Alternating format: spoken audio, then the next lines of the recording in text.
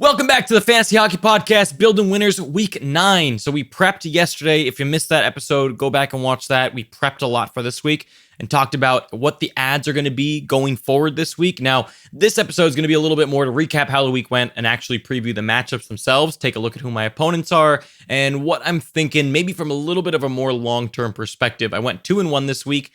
One of the matchups didn't really go as I had hoped. So let's start first in Return of the Backups, the one matchup that disappointed me.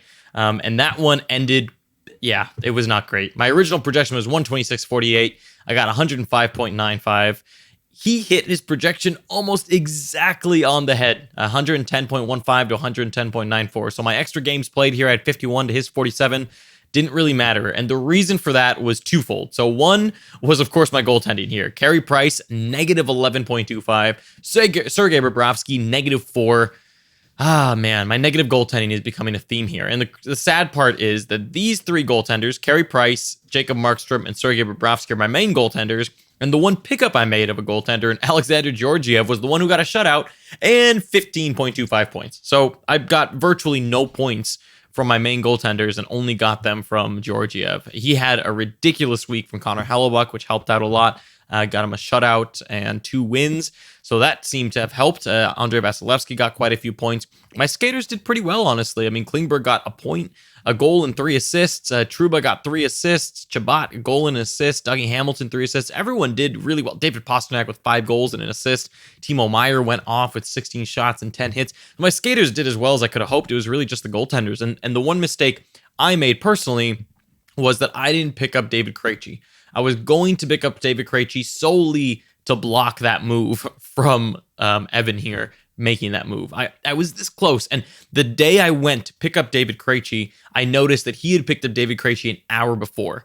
And so that's really what screwed me in large part was David Krejci. I mean, my goaltenders didn't help. If I would have just benched Carey Price and Sergei Bobrovsky, I would have been fine. And I thought about it. Honestly, that's another mistake I made. I should have benched Carey Price against Boston in this first game. And then after that Boston game, I should have thought, you know what, he might have a tough game against Jersey. But again, it's Jersey. I thought, you know, what's the worst that can happen? And the worst did happen. But I should have benched this Boston game. I should have seen that something could have happened. Looking back on it, I'm not sure why I didn't bench him, to be honest. And yesterday I benched him. The matchup was really close going into the last night. James Neal got an assist, had a lot of peripherals, which helped a lot. He got 2.8 points there. So that seemed to have helped him out quite a bit, and it didn't really matter that I picked up Markstrom, given that he only got 0.25 points. What really sucks, too, is that I didn't know that Markstrom was going to be activated. I would have played him against Edmonton this first night, but I didn't activate him in time off IR+, because they did it the same day, right? So that would have helped out a lot, too. So there's quite a few ways this matchup could have gone a different direction. And because of that, I'm not too bummed. This would have been a huge win and would have really, really helped out, given that the first place team lost. I could have gone up to 6-2 and been tied for first potentially. So there was a lot at stake. Sucks that I lost, but you know, I'll take losing like this in a sense in which I know that if a few different decisions, a few different things would have gone differently, I would have been fine. Now, this week, we're playing the person who was in first last week, Batman the Lark Knight. Third place right now, 6-2. The projection right now as it stands is 112.96 to 120.07. Part of that is because I have Jacob Markstrom as NA at the moment. Now, he has a lot of injuries, so I'm not sure exactly what he's going to do here going forward. So he has 48 starts. It looks like he's made some changes so far, but hasn't done anything with Brian Rust yet because he's day-to-day. So he doesn't know exactly what's going to happen there. John Gibson is currently out, so that could be pretty big for me if he continues to be out, but it's just an illness, so he should play. I think he'll be fine to play. I'm hoping he doesn't get the start tonight against LA, but these starts I should be able to catch up on quite a bit because I have some moves that I can make. And I'm hoping that soon here they put Markstrom on IR plus and I can pick people up, because if they don't do that, then I'm kind of screwed. But I would like them to do this tonight. I don't know why he's not active as opposed to day to day. And then I could put him on IR plus and pick somebody up. So I'm hoping they do that. So then I can pick up either Demko for the start against Buffalo. I think they play Buffalo tomorrow. And then, or I can pick up somebody just for the rest of the week and just kind of sit Markstrom. I don't know what they're going to do with Carey Price here. The Carey Price situation is interesting. He may be a bust watch soon. It's getting to the point where my goaltenders right now are not even worth starting, to be honest. So I picked up Vatanen yesterday. which added quite a few starts. So Vatanen is a good add. I think he'll be fine. At least gives me a good floor for peripherals at the moment. If I were to pick up a skater, I really like Kako for the rest of the week. I would really like to pick up Kako. He'd be a really good option. But as it stands right now, tomorrow I don't have too much room, but I do have some catch up to do this week. It's going to be a tough week to win, to be honest. I'm going to need his goaltenders to tank a little bit because I'm pretty behind in projection, and he's got some good goaltenders. Nielsen at any moment I think can screw you. Ooh, that's being all the Yahoo keeps being slow to load, and whenever you click, it takes you to the player card. But Nielsen can tank you at any time. He got that -7. He hasn't had a good game in 2 games now, so I'm hoping that he can have some tough games away. All of his games are away, either Vancouver, Edmonton, or Philly. Those are all tough matchups, so he should get hard ones there. And then you have the Korpisalo type, who also is, hit or miss depending on the goaltender, depending on the matchup. He kind of goes one good game, one bad game.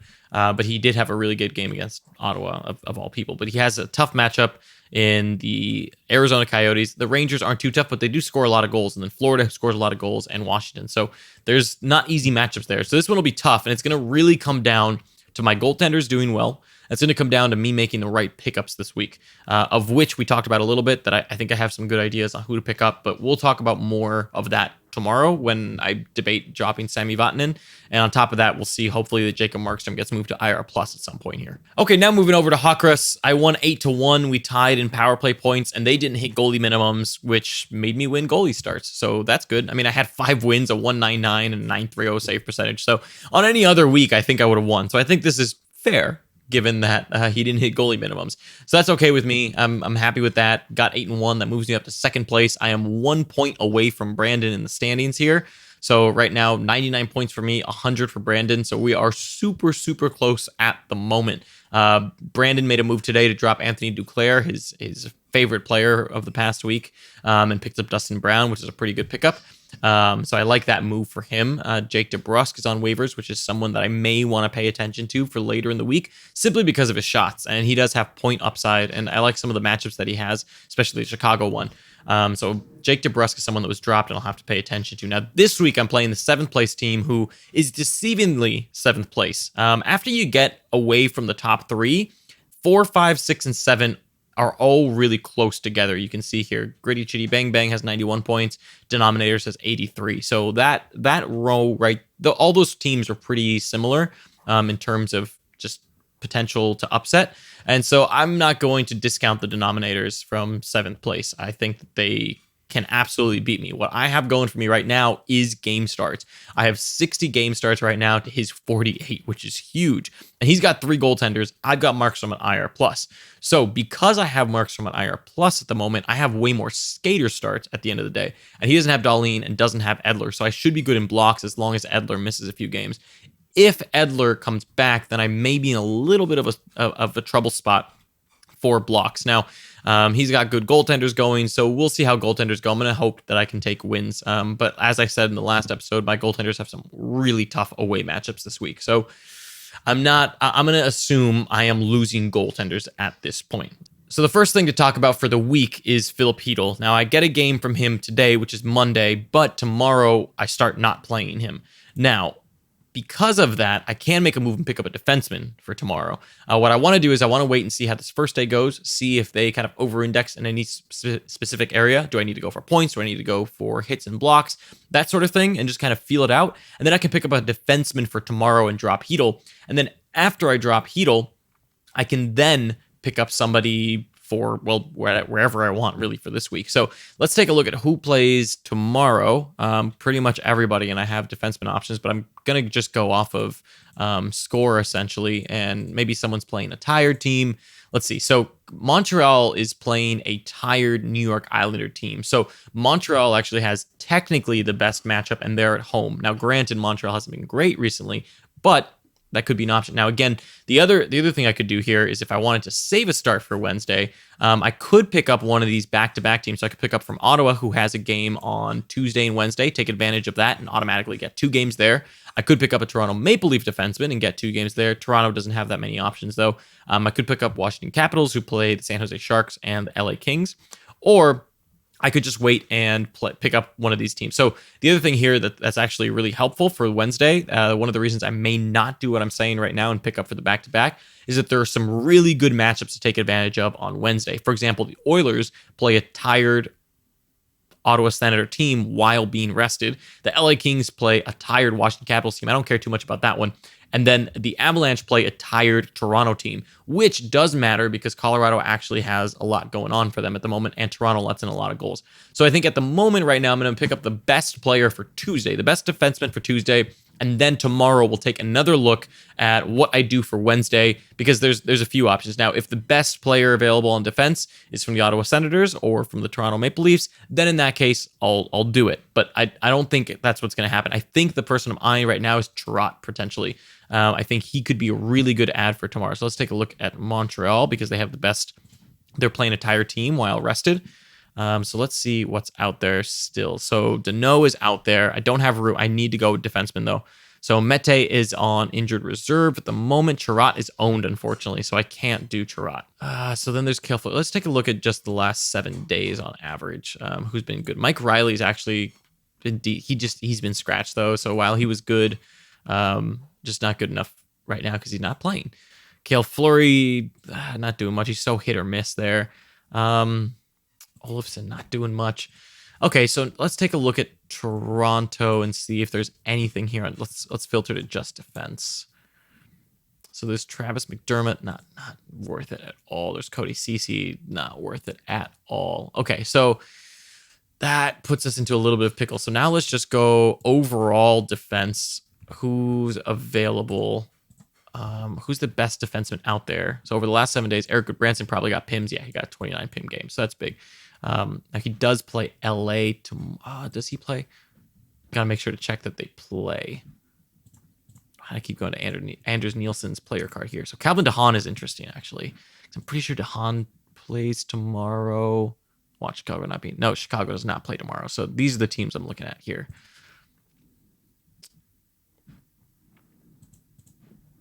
Okay, so Spurgeon is kind of interesting. He's been on a tear here, and he gets a lot of blocks. So I could go Spurgeon and hope for point upside, given that he's been a little bit hot. I could go. I mean, Anton Strahlman is a little over-indexed at the moment. Brendan Dillon. Let's move to last 14 days average. Spurgeon still stays up there. Ryan Suter is up there. He's been doing well, but just not enough peripherals for me. Grizzlick's been doing well, but not enough minutes. I'm thinking Boteto doesn't do much except hit, and that's about it. Polak, Connor Clifton. There's really not a lot out there for us right now on defense, is there? Dmitry Orlov, I don't hate. So let's go Spurgeon. That'll be my number one option. And Minnesota is not one of those teams with back-to-back, so they're playing Florida. Opportunity for points there. So let's pick up Spurgeon and drop Hedel. Might not let me make this move because, okay. So I can't make this move at the moment because Markstrom is NA. So I need to hope that they move him to some sort of thing that I can be IR plus. And if they don't do that, then I'm not gonna be able to make this move unless I drop somebody else. So we're gonna have to hope that I already have 60 starts, so at least I'm up in starts at the moment, but just know that I will pick up Spurgeon if they move Markstrom to some sort of IR plus. I don't want to drop Hedel for Markstrom because Markstrom only gains me 2 starts. Hedel gets me a lot of off nights, so I don't want to drop Hedel at the moment, even though Hedel probably will do nothing. So let's hold off on this until Jacob Markstrom goes to IR plus. Okay, in ECFHL, I kept my first place position at the moment, won 5-4. I lost in goaltending. That was my big disappointment. I had a 9-2-9 week, 3 wins, and it was not enough. Usually that is enough to win you goaltending, so it sucks that I ended up losing these 3 categories. And even in blocks, I was kind of surprised. I outstarted them by a ton, and that made a big difference when it came to shots on goal, hits, and points. I was top in the league in assists, top in the league in power play points, top in the league in shots on goal, I think second or first in hits. So towards the top in virtually everything, which was really helpful. So that went well. Ended up getting the win. A lot of really, really good performances. Timo Meyer, completely just insane. Brady Tkachuk with 21 hits. Love that man. Joel Armia with insane stat lines. So it's going to be hard to drop Joel Armia at this point. And then for this week, we're playing an 11th place team who is inactive. So I've got to be a little bit careful this week. I'm already out starting like crazy. I have, let me see how many starts it is. I have 57 starts to their 38, and they're inactive, so they're not going to get those starts. And they have Werenski in a defenseman spot at the moment, so even the Werenski games at the moment will not count. So that right there is less games as well. So I should win this week, no problem. Should being the key word there. But there are still a few moves I can make. Going forward for this week, I'd like to swap out Ronick for a peripheral defenseman going forward. Try to find someone that's a good defenseman. I may even entertain a trade idea here. Maybe try to target like a Gudas or someone like that I can trade for, and it'll be really cheap that I can acquire. Maybe a pick will get it done for one of those players, depending on who has him. So right now I have Ronick playing today, but then tomorrow I don't have Ronick playing. So tomorrow is a good day to drop Ronick, and I may think about dropping Ryan Reeves here.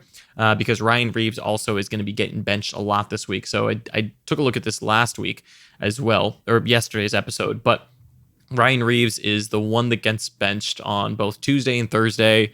And then Friday, I don't get a game from him there.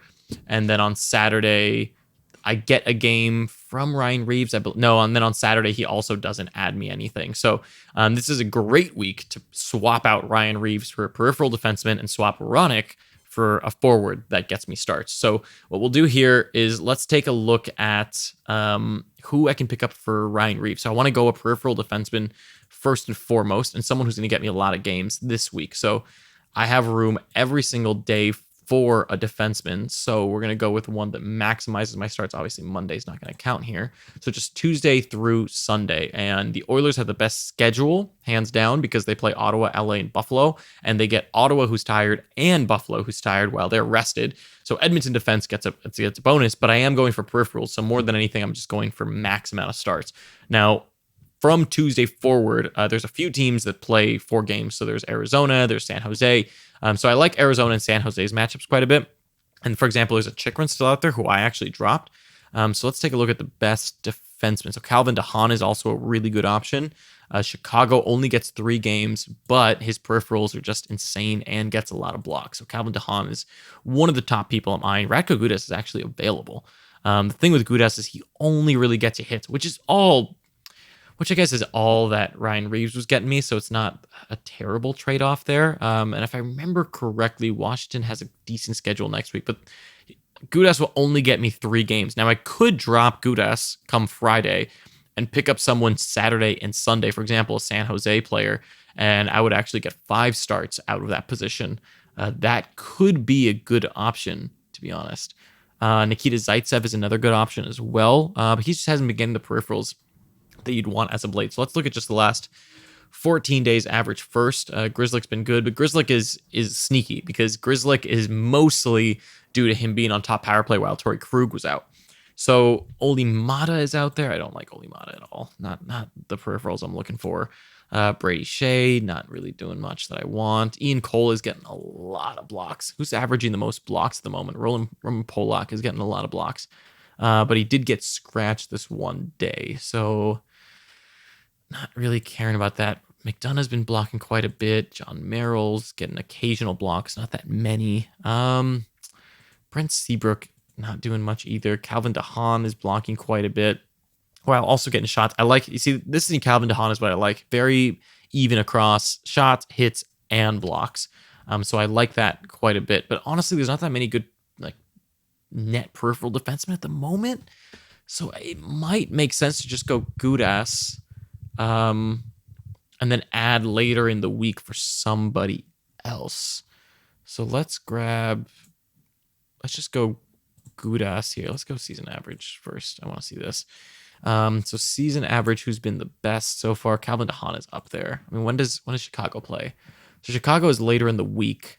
I could actually pick up DeHaan on Thursday here and get 3 games here and these 2 Gudas games. That could be a good idea, actually. And I like San Jose and LA. They hit quite a bit, which should get... Oh, Sammy Vodnin's available, too. That's a lot of shots.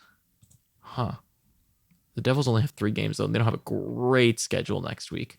Chicago has a really good schedule next week, so that's why I want DeHaan for next week. So let's go... Derek Engelland has a pretty good schedule as well with Vegas, but just not as many peripherals as I'd like. Let's go Gudas, actually, and yeah, let's pick up Gudas here. And drop Ryan Reeves. Ryan Reeves has a game tomorrow, doesn't he? He doesn't make sense for me. Ronick does make sense. So let's drop Ronick and pick up Gudas for... He's just not even hitting much. But I do get a few games out of him, I guess, and he's been shooting. So let's just pick him up for some shots. Yeah, so we can go Gudas there. Let's have a backup in Calvin DeHaan. I mean, if I don't get Gudas and I just get DeHaan, then that's fine. I still kind of add some starts here. So let's go DeHaan. I didn't spell DeHaan right. Yeah, you know what? Let's go DeHaan over Gudas, actually. I don't need to maximize starts this week because I'm playing an inactive. Let's change the priority here and put Calvin DeHaan first and then Radko Gudas second.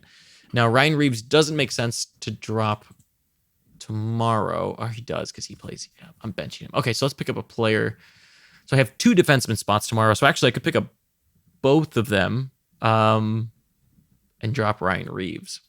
Although Sami Vatanen actually makes more sense tomorrow. I can pick up Sami Vatanen, then drop him. Okay, let's do that. So let's go back here and let's try to pick up. I like Vatanen a lot. Let's pick up Vatanen and drop Ryan Reeves here. Where is he? He's right here. Okay. So let's drop Ryan Reeves. I actually traded Sami Vatanen away, and I'm now hopefully reacquiring him, so that could be good. And as a backup, we'll put in Gudas as a backup here for Ryan Reeves. And then tomorrow we'll swap some of these people out to try to get we'll swap some of these people out tomorrow to maximize starting Wednesday, because tomorrow then I'd max out these 2 spots, and then on Wednesday we'd have a lot of room, so I can do whatever I want here. I can chase, if I need to chase points, I can chase points then on this day. And for example, there's some options on Colorado, I think. Oh, Yahoo broke on me. Yep. There's some Colorado. Jonas Donskoy's out there. Donskoy could be a good option as someone to pick up because they play a tired Toronto. So I really want that matchup. So I could even pick up him, but I think I like this option better. Then I can drop Gudas or Vatanen for Donskoy, and that'll be it there. And maybe Armia will slow down. Armia's the other person I got to think about maybe sitting. I don't want to drop Krejci until Bergeron comes back. While Bergeron's out, Krejci is a definite hold here. Okay, so there you go. I think, okay, so I feel good about that. I feel good about where we're at. I think we should win this. Return to the Backups is the one that's going to be really tough to win. That's the one where I'm already getting crushed in projection. It's going to be hard for me to make up those points unless my goaltenders and some skaters outperform. So there you go. Hope you enjoyed that one. It kind of goes on the back. It goes really well with Brandon's Fantasy Hockey 101 that he put out today. If you didn't watch that, be sure to go watch that. Keep an eye out tomorrow for a bust watch. We're also probably going to do a hot hands, another building winners. There's a lot of stuff coming this week. Everything is all scheduled out, and there's a lot of content coming out. So if you haven't already, be sure to subscribe and turn on notifications. And we'll catch you next time for whatever episode you decide to tune in for.